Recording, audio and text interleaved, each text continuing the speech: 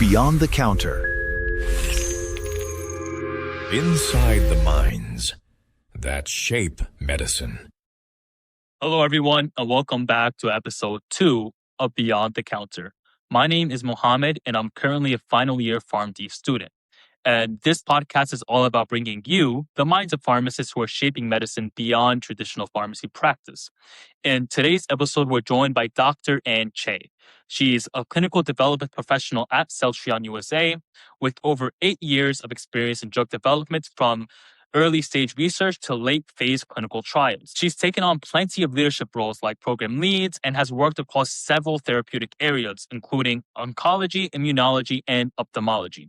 Now, what's really interesting about her background that really stood out to me is how she combines both the strategic and the operational sides of clinical development. So I'm really excited to dive into her journeys and insights today.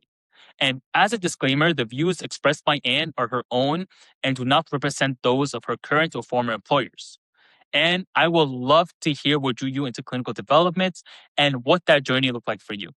Thank you, Mohammed, for the wonderful introduction. I'm so excited to be here. To answer your question, I've had a very well-structured internship program at Northeastern University, which allowed me to participate in 3 internships and 1 year of rotations during my last year of pharmacy school, where I was exposed to community, hospital, academic research, and industry settings. And so based on my experience during the internships, I was able to do a process of elimination and also a process of selection. And I learned that I would thrive more in a project-based setting, which was the pharmaceutical industry. And mostly for me, I learned that if I continued to work and learn in the industry, I would have potential to have a net broader impact on the healthcare system and help patients by really contributing to new drug development instead of helping patient one at a time, which I equally respect as well, but was not the path for me. The fact that I could contribute to new drugs being developed for patients was eye-opening. I actually had the privilege and the opportunity to meet you during my internship. And from our conversations, I was really impressed by your perspective and field in clinical development. You mentioned internships earlier. Have you ever had an internship within ClinDev, or was there any other functional areas that you interned as well as a student? That's a great question. My internship was not in ClinDev. My internship was one at CVS, another one at Boston Medical Center, and another one at an academic institution working on epidemiology research. However, my very first exposure to industry was during my clinical rotation at Sanofi Genzyme during my last year of pharmacy school. At that time, the rotation was focused in regulatory strategy in the US. However, the company provided me an amazing opportunity to network one-on-one with current fellows of the pharmaceutical industry program, where I could learn more about what the clinical development team did, and as well as in other functional areas as well. Was there ever a specific moment or experience during internships at Sanofi that confirmed like this is the right path for me and the other functional areas aren't so right for you? Yeah, what I learned that during my regulatory rotation is that regulatory is very structured, and it would be fitting for somebody who's more comfortable with having following rules and following structure and making sure you're meeting timelines for regulatory submissions. And I learned that in medical affairs and clinical development, more of your clinical expertise is needed, and there's also room for innovative ideas, such as when you're developing a protocol for patients. So my preference was leaning towards the medical and clinical side. However, at that time, I was willing to accept any opportunity in industry. So it seems like you had multiple experiences in multiple internships and rotational experience that led to your journey in ClinDev. So for someone hearing about ClinDev for the very first time, how would you describe what you do and what your functional area comprises of? Yeah, in ClinDev, it's all about providing an investigational drug, its full potential to show its efficacy and safety in a therapeutic area, and it can be in several therapeutic areas depending on the mechanism of action of the drug. How is it done? So usually after initial safety and efficacy is confirmed in animal models and animal studies, then you move on to the clinical development stage. As I'm sure you're well aware of, we have phase 1 in healthy volunteers, phase 2 in a smaller group of patients, and phase 3, which we call the pivotal or registrational study, since it's the data that's pivotal for receiving regulatory approval. And this is done in a larger group of patients to confirm the initial proof of concept that was seen in the phase 2 study earlier. I would say that for each phase, we work to create a phase-specific protocol, and we select sites that will carry out the protocol as intended, and we have sites have a population that's available to participate in the study. I really enjoy the protocol development part. It's the fun part because we get to really utilize the skills that we learned in pharmacy school. So for example, we conduct lit searches to learn past learnings, to replicate what was done well, and exclude what didn't work for predecessors. In parallel, we seek feedback from therapeutic experts, such as key opinion leaders in the therapeutic area. And finally, we would finalize the protocol considering operational feasibility as well. And this is because, as you well know, drug development we're at the peak of drug development where there's a lot of clinical trials. It's a very competitive space as well. And so recruitment of patients for clinical trials has become more difficult each year. So we want to create a protocol that's robust, but also feasible in that it doesn't have 50 different exclusion criteria. Because at the end, from the industry perspective, you want a solid study that is conducted faster than your competitors, that will provide the efficacy readout as expected. And the faster this is done, it means your drug will be available to patients earlier and to patients who will need benefit from your drug. So working through multiple phases, as you mentioned, from phase 1 to phase 2 and phase 3, even earlier from preclinical trials, there must be more than just clinical development involved in that process. So where does clinical development sit compared to other areas like medical affairs, regulatory within the drug development process? Absolutely. And I think you know a lot about industry already in that you're recognizing that these departments collaborate. And it's actually one of the reasons why they always look for pharmacy students who can communicate well and work with others, because it is like your project-based learning, but in real life. And so for example, for phase 3 study, we collaborate with regulatory teams to learn, given that this study data would impact regulatory approval, we want to communicate with our regulatory colleagues to ensure that every aspect that the agency being FDA here, has requested to us is met in the protocol study design in the phase 3 study. So for example, our regulatory colleagues will let us know, hey, we want to ensure there's PK assessments, we want to ensure adults are included in the study, and we want to ensure more severe patients are included in the study to secure FDA approval. Then we'll take those requirements and incorporate that into the protocol. In terms of clinical operations, sometimes clinical operations is within clinical development. Sometimes there are separate functional areas. I've experienced two different aspects as well. Clinical operations will take the protocol that clinical strategy, clinical development is provided, and will select sites that will have the patient population available based on your inclusion criteria and exclusion criteria. And the operations team will ensure they contract with sites and carry out the study and make sure study is closed out and high quality data is achieved. In terms of the medical affairs colleagues get involved early stage as well, in that medical affairs is dissemination of medical and clinical data.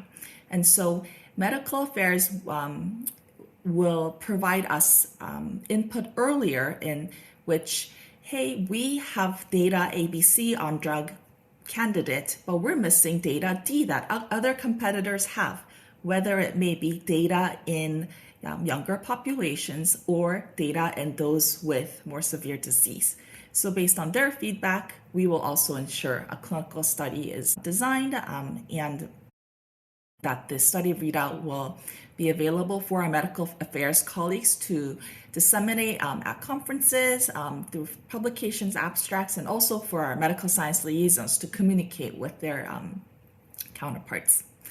We also have very important is CMC and supply chain management teams. And one of the bottlenecks of clinical studies can be the availability of packaged investigational drugs. And so they will collaborate early on to ensure that the investigational drug is available with good and long enough stability data for us to use the investigational drug until the end of the clinical study. Because some studies can last as long as 5 years.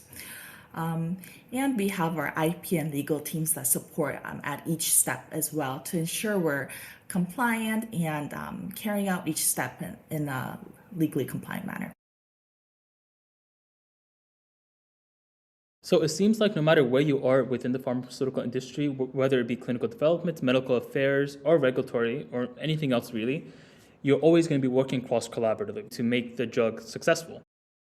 I've actually heard, because you touched on this earlier, you've mentioned multiple times, utilizing your PharmD within clinical development or industry as a whole. People say that clinical development uses knowledge from your PharmD more than any other functional area. Would you agree on that? Yes, and I would absolutely agree on that. While our other functional areas will require the clinical knowledge as well, I think what differentiates PharmDs in the clinical space is that other majors can contribute in regulatory, let's say, or CMC, which is chemistry manufacturing controls.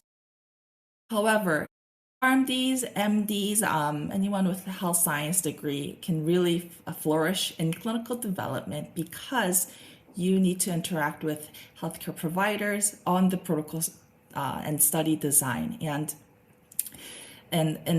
during our education, we learn about the therapeutic disease areas. We learn about guidelines. We learn what's the best therapeutic at each step in the therapeutic treatment algorithm.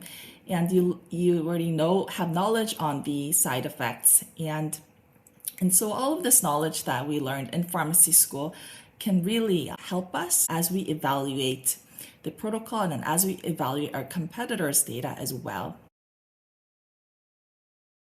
Speaking on flourishing within clinical development, what would differentiate an entry level or a fellow in ClinDev who goes above and beyond compared to someone who just does the bare minimum? That's an excellent question. And I think it comes with experience in that those with more experience will know how to go above and beyond and will know which areas to review in a protocol and identify these areas more easily than those with less years of experience. And it just takes time. Based on my experience, what I would do is learning your therapeutic area very well, whether it's oncology, whether it's ophthalmology or inflammatory diseases, and learning the guidelines well. And it also is essential to keep an eye out on other investigational drugs that are in development. And also, if they are one step ahead of you, learn from their protocol and how they designed their study and whether that improve their outcomes. And so that's an essential part of our job to keep monitoring. So if we're in phase 2, we're always monitoring the candidate that's in phase 3 or the approved candidate to reference what was done successfully and what didn't help their clinical study designs.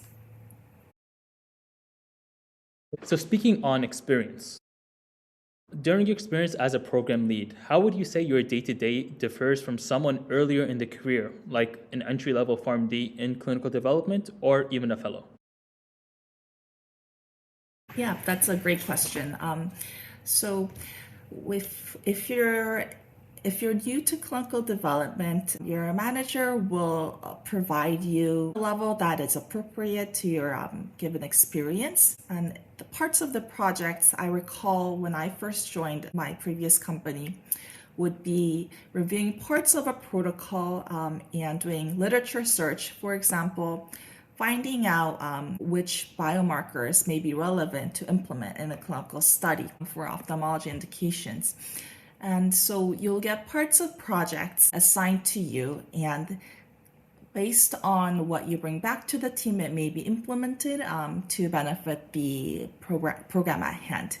As you move up in the ranks, and I would still consider myself with experience, but not as much as those with 20 years of experience in the field, but I can kind of see how our roles differ in that once you hit, you're a mid-level professional, you are assigned a program, whether it's by phase, so phase 2 program or phase 3 program, or by a drug candidate, so a TNF inhibitor or as such. And so once you're assigned a program, you're responsible for making sure that you have all of the ducks in a row to ensure your program will move according to timelines that the company has agreed upon, and to ensure you're communicating with your cross-functional colleagues to ensure, as I mentioned earlier, to ensure your IP is ready, ensure your sites are up and ready to initiate, and ensure your IND is submitted if you need an IND, and ensure safety data is reported annually. So you are given a wider scope of responsibilities. And I believe that after this stage, so for example, usually a chief medical officer of a company oversees many of these program leads. And so they will be in charge of, for example, all of immunology. Or at smaller companies, they will be in charge of all of the therapeutic areas. It could be immunology, oncology, and etc. And so that has been my experience so far. Can you walk us through your experience progressing a drug from phase 2 to phase 3? And more specifically, you've led development of a TNF inhibitor from dry eye disease through multiple phases. What were some of your biggest challenges regarding this transition from phase 2 to phase 3? That's an excellent question. And I have to say, I have been very lucky and privileged in that I got to experience a drug transition from phase 2 to phase 3 stage. As you well know, a lot of drug candidates don't make it past a certain stage, whether it's phase 1 or phase 2. So at my previous team, I helped lead the development of tamfanercept, which is a topical inhibitor for ophthalmology indications. And my experience has been, so I got to see top-line data readout for a phase 2 study and designed the phase 3 study based on the data that was read out during phase 2. It was very exciting because you look at your data and now you're designing a larger sample size study, and you're tweaking your endpoints based on the phase 2 study where we measured a number of primary and secondary endpoints. You select the endpoints where you think your drug performed best. You select the endpoint based on the data, and you reference the FDA's guidances for it. You take those established endpoints and you include them in your phase 3 study. And there are some data endpoints where you see a signal in the phase 2 stage. You're not quite sure if they will be successful in a larger size study, but you see potential in them. So you include them as exploratory endpoints in your phase 3 study, which I got to do. And so it takes a lot of work and a lot of consultations with therapeutic area experts, such as at that time we were consulting with a lot of dry eye experts, given that dry eye is a very difficult disease to get FDA approval, mostly because the endpoints depend on measuring symptoms and signs of dry eye disease, which is hard to measure, especially when you're giving placebo, which is a wetting agent, versus your active drug. And a lot of patients tend to respond to placebo as well, given that the indication is dry eye. That was a very fun stage in my career where we got to transition from phase 2, and it was the company's very first phase 3 study in the United States. So our team got to contribute to that. And in dry eye, you have to conduct more than 2 clinical studies. So you have to replicate your phase 3 study results. So I got to participate in the follow-up phase 3 study as well. That sounds like a remarkable contribution that you played. Would you say that's your proudest moment in your clinical development career, or would you say do you have another moment that you are more proud of? I would consider that one of my most impactful moments. Yes, definitely. And as I foresee the future, my most impactful moment would be if a clinical study that I contributed to impacts the FDA label, such as if the program gets approved for the indication or for the expansion of labeling. I think that would be a very proud moment. So your experience with your previous study, was that with Celltrion? And if not, how did you transition from that company to Celltrion? Thanks for asking. And the topical TNF inhibitor that I helped develop was at ALL Pharma, which was my very first industry experience. My transition to Celltrion was summer of last year when I was looking for a new opportunity, mostly because I had an urge in me to really expand my experience and skill set in a company that has available products, whether it's in the US or ex-US. And so I wanted to grow my skill set and not limit myself to only the clinical development aspect, but also the clinical development post-approval. And I knew that Celltrion had already approved products in the US at a team that could help me gain these skill sets. And Celltrion was it. And I had applied to Celltrion. It was on LinkedIn, I believe. And when I applied on LinkedIn, it kind of rolled from there. Based on what you said about your transition from phase 2 to phase 3 during your previous experiences, it sounds like a lot of stress going back and forth, getting the drug through that phase. Would you say working in the post-marketing phase as Celltrion is easier? And do you enjoy that more? It's an interesting question. I think easier is hard to define for me regarding this aspect because there's easy parts and there's hard parts. And so I would say it's just been different in terms of when I was contributing to the phase 2 and phase 3 study. It required a lot of patience because you knew all of your efforts may not translate. There's always a chance of the clinical study showing results that your drug candidate was not effective in the indication. Since my transition to Celltrion, I have more confidence in that the work that I'm doing is more likely to impact patients. And while this shouldn't serve as a single significant factor for finding your next job, but for me, it serves as an additional motivator in that I know that the drug is already available for patients here, and if we conduct more clinical trials with data that's not currently available but will benefit patients, whether it's an expanded circle of patients or whether it's data to show benefit that was not demonstrated in the pivotal studies, then I know that my work will have impact on patients who will receive the therapeutic treatment. Thank you so much. That was really well said. You've worked across multiple therapeutic areas. How does strategy differ from between something like oncology versus ophthalmology or even immunology? Strategy in terms of clinical development can differ regarding timelines. So while I don't have clinical experience in oncology, I have preclinical experience. I know that oncology space, the clinical trial designs are different, and there's different regulatory guidelines to guide development in that area.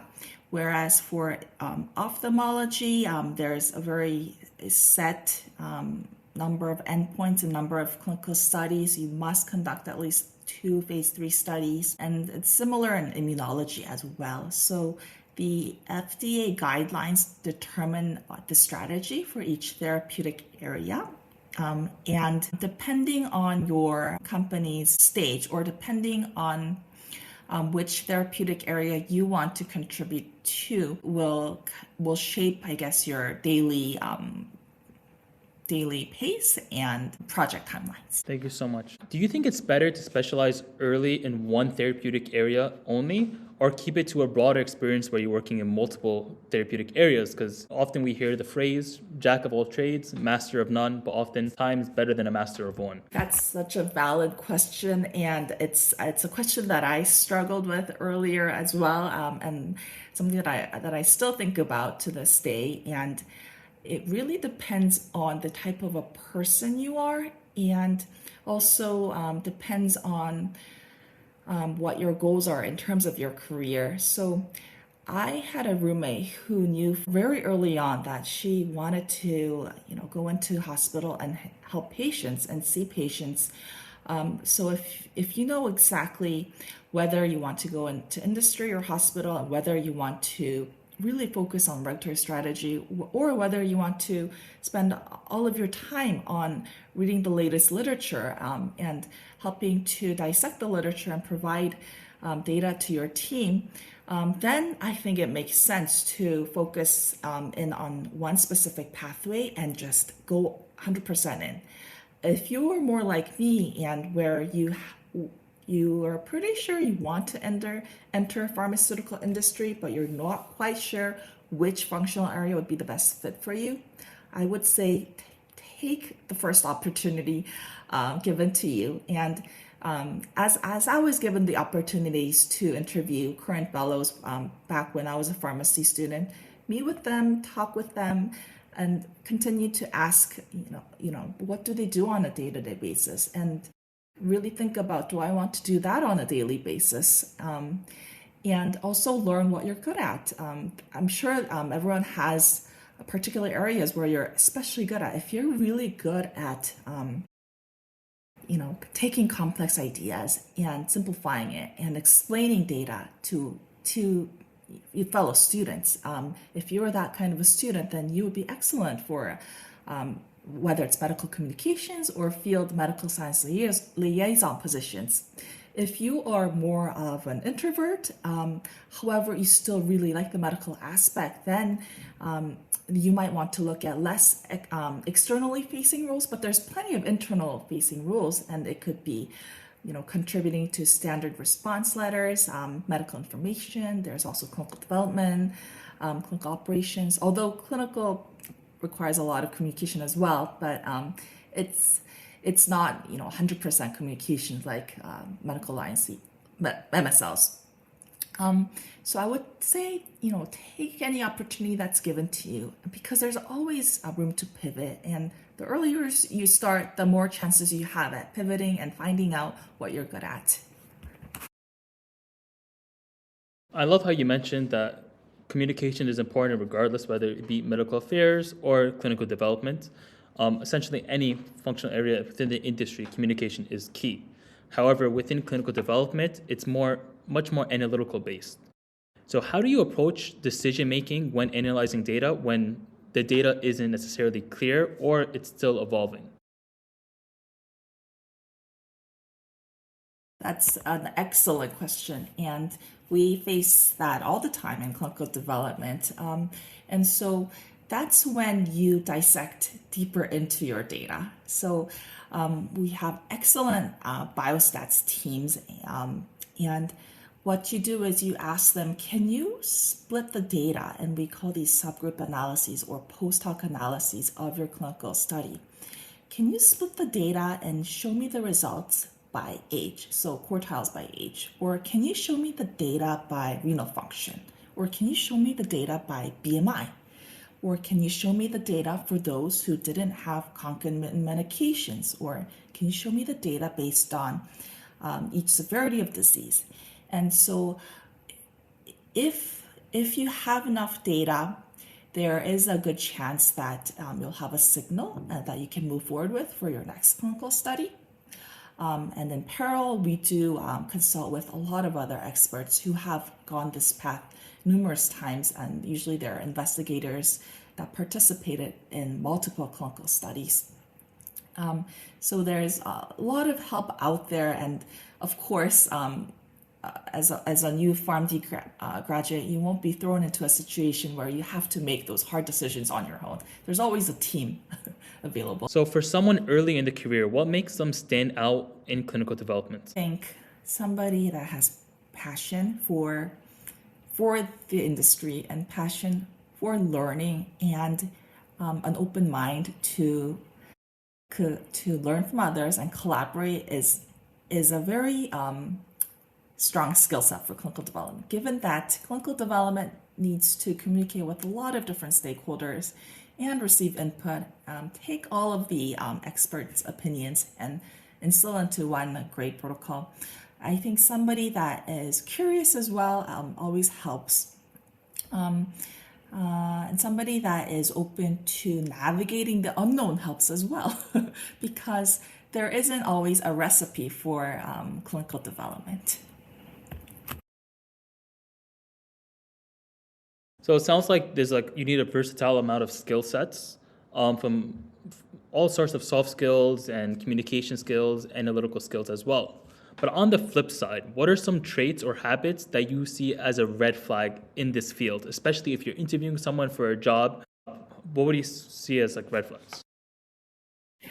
Sure, and I will share this based on my experience when I was first interviewing for my internships and for my first jobs. And I made this mistake because the industry jargon was so new to me.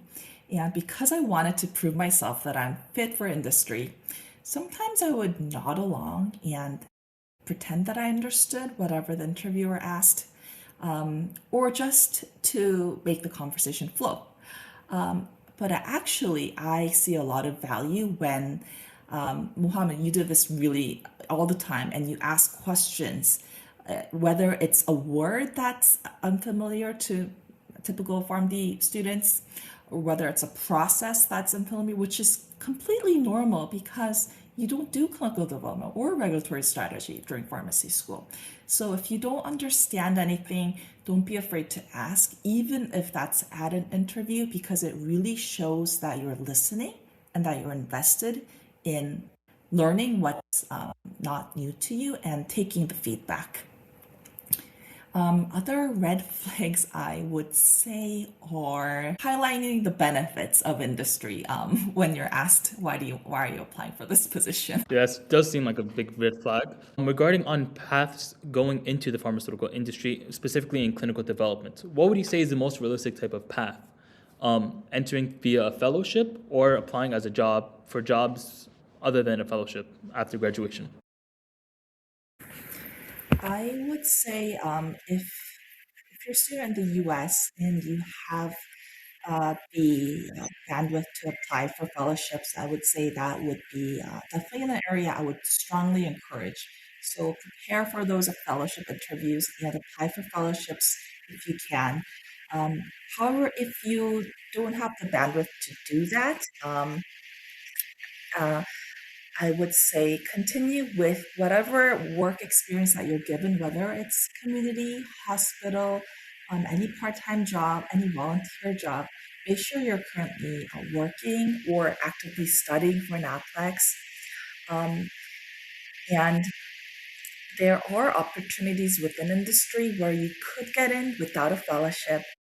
And I would say it does require some flexibility on your part accepting positions that may be for a contract, that may be for part-time. It may not be for a pharmaceutical company, but it may be for clinical research organizations, because that is a huge actual business within the industry itself.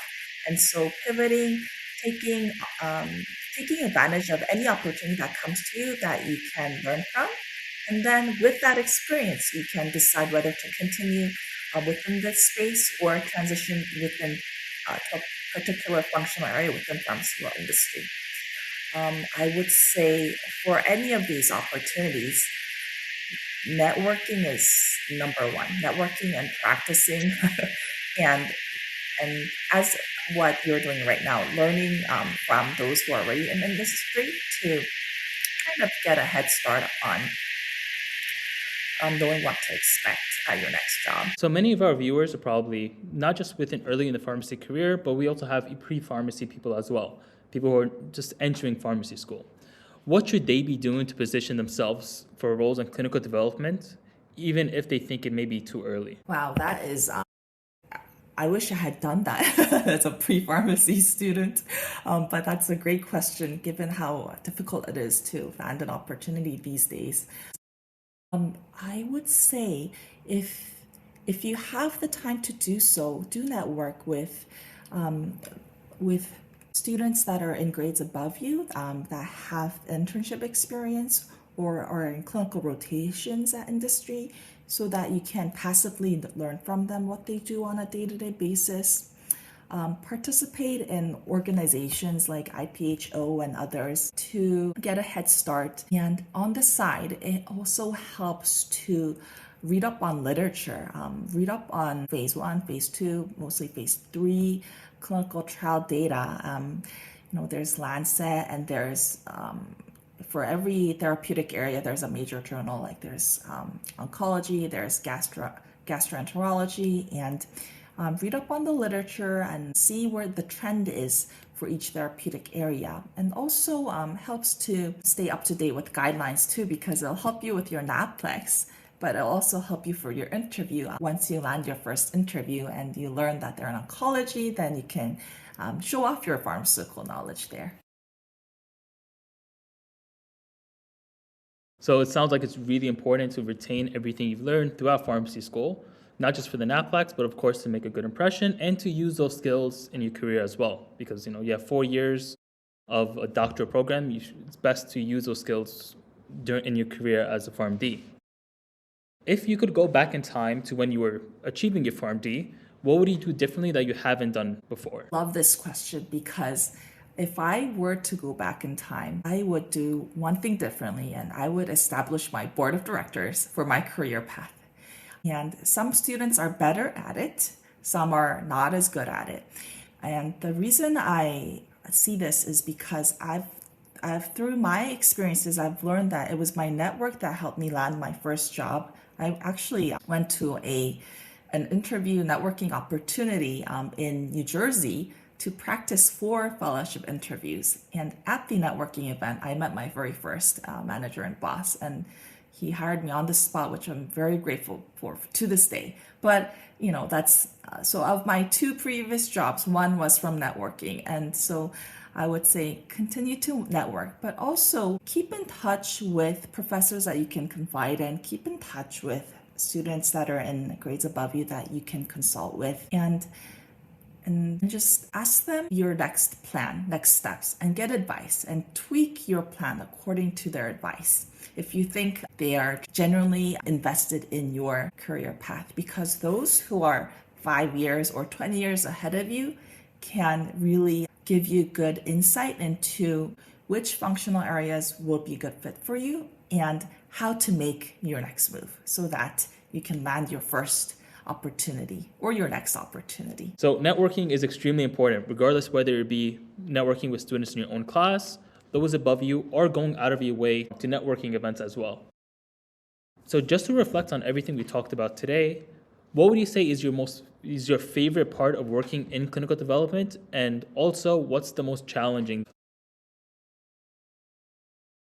I can share the most challenging part, and the most challenging part for me is keeping up with all of the new data that's available these days. I'm in a space that's very competitive in gastroenterology right now, and so keeping up with the data and making sure that our planned clinical studies are up to date does take a lot of time, but it's also very fulfilling because you're learning new things every day. So that's the challenging part. And my favorite part is just knowing that my work will someday translate to the field, and that patients will benefit based on the work that we do daily here. So if our planned clinical studies go well, then we may be able to provide more patients with the treatment that they need, or we may be able to provide more data for healthcare providers who didn't know as well the availability of such treatment for our patients. I like how you always mention how it's important to you how many patients you can reach and help have a better life. And I really see that as a rewarding and something that keeps a professional going, like keeps someone working harder and harder. On the contrary, some people want to go to the pharmaceutical industry just for the money or just because of the lifestyle. Would you say that that's a correct mindset when you're going to the pharmaceutical industry? You touched upon a really important point here, and I have to agree. We have to pay our bills, so we want a full-time job that will allow us to pay our bills on time and treat us to an occasional movie or theater too. However, what I also thought entering industry would allow me a really good work-life balance. And I thought it would be the perfect work-life balance job. However, I learned that there are weekends when we work, and since it's project-based, it's not as clean cut as in, so at the end of a day in your community, most days you're able to go home and not think about the number of things that you have to do next day when you're walking into CVS or Walgreens. Well, for industry, because it's project-based, sometimes you're taking home work with you, whether you're doing it or not, but it's mentally in you. So that's kind of different, being that it's project-based. However, if you are fortunate enough to be in a department where you don't have to work weekends, so that is definitely a plus side of Pharma. However, there are also times when we're traveling for weekends and we go right back to work on weekdays, given tight project deadlines.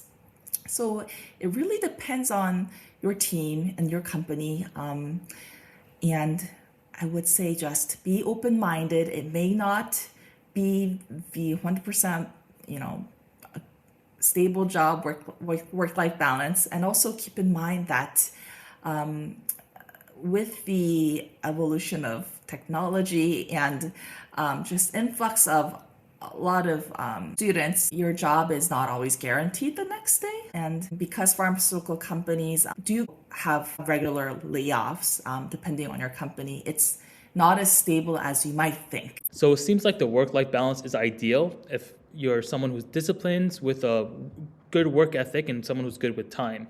On the contrary, if you're someone who's not good at managing time, would you say that's a red flag? Because it's project-based, the workload can build up. Oh, definitely. And for your own good sake, you want to make sure what you have planned for the day. Sometimes you may not be able to finish it. You have more urgent requests come in, but you want to do a steady, good job at your work so that you're not too stressed the following week.